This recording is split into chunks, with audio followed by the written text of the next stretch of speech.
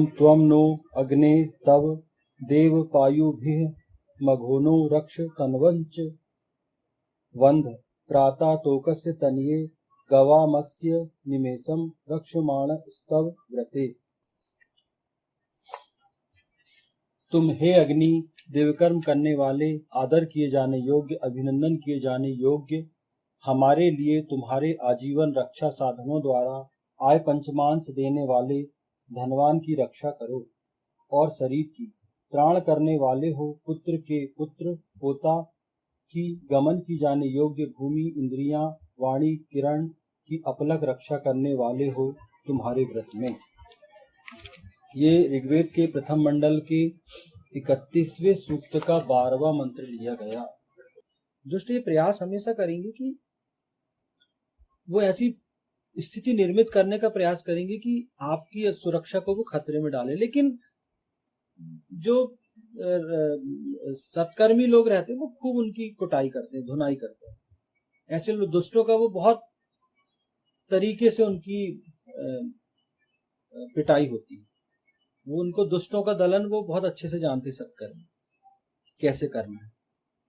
तो उससे क्या होता है कि एक जो असुरक्षा की परिस्थिति वो निर्मित नहीं होती। सत्कर्मी रहेंगे तो चीजें सब व्यवस्थित होती रहती है। ईशान के अटल नियम, सृष्टि के नियम यह सुरक्षा प्रदान करते हैं। परम पिता परमेश्वर के जो अटल नियम है, ईशान परम ब्रह्म परमेश्वर के जो नियम है, परम पिता के जो नियम है, सृष्टि में उसने जो नियम बनाए हैं, वो नियम हमेशा यह सुरक्षा प्रदान करते हैं। क्यों? क्योंकि आप नियम से चलोगे तो सृष्टि उसका पे करती है। आप शासन प्रशासन तो करता ही है, लेकिन ईश्वर के नियम भी आपको उसकी नियमों का पालन करने के एवज में आपको सुरक्षा प्रदान करते हैं।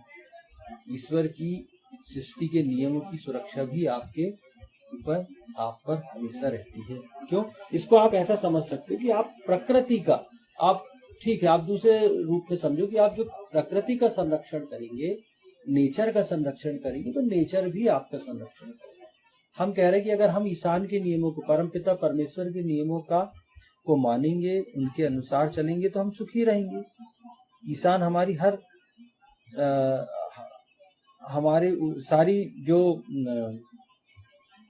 हमारे ऊपर से जो असुरक्षा की भावना है या हमारी जो विपरीत परिस्थितियां, विपत्तियां, उनसे हमारी रक्षा करेगा।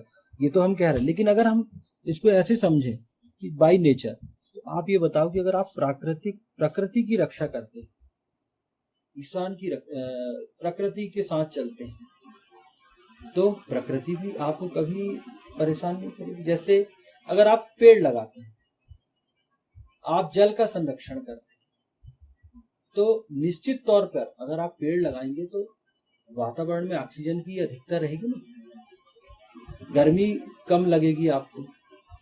अगर हर व्यक्ति पेड़ लगाए, अगर हर व्यक्ति पेड़ काट रहा है, अपनी जरूरत के हिसाब से पेड़ों का वो काट रहा है, लकड़ियों का प्रयोग कर रहा है, तो अगर एक पेड़ के बराबर लकड़ियों का प्रयोग वो अपने जीवन में करता है, तो अगर वो 10 पेड़ लगाता है, या उन्होंने भैया एक प्रण करे कि मैं हर वर्ष में 2 से 5 वृक्ष लगाऊं,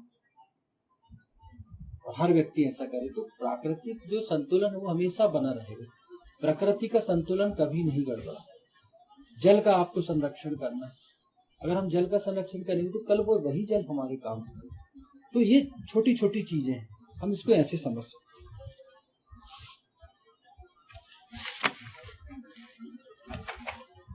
तुम हे अग्नि दिव्यकर्म करने वाले, आदर किए जाने योग्य, अभिनंदन किए जाने योग्य, हमारे लिए तुम्हारे आजीवन रक्षा साधनों द्वारा आय पंचमांश देने वाले धनवान की रक्षा करो और शरीर की त्राण करने वाले हो, पुत्र के पुत्र पोता की गमन की जाने योग्य, भूमि इंद्रियां वाणी किरण की अपलक रक्षा करने वाले हो तुम्हारे व्रत में। ओम त्वं नो अग्ने तव देव पायुभिः मघोनो रक्ष तन्वञ्च वन्ध त्राता तोकस्य तनये गवामस्य निमेषं रक्ष माण स्तव व्रते। वैदिक पर्सपेक्टिव के इस YouTube चैनल को सब्सक्राइब करें, वीडियो को लाइक व शेयर करें।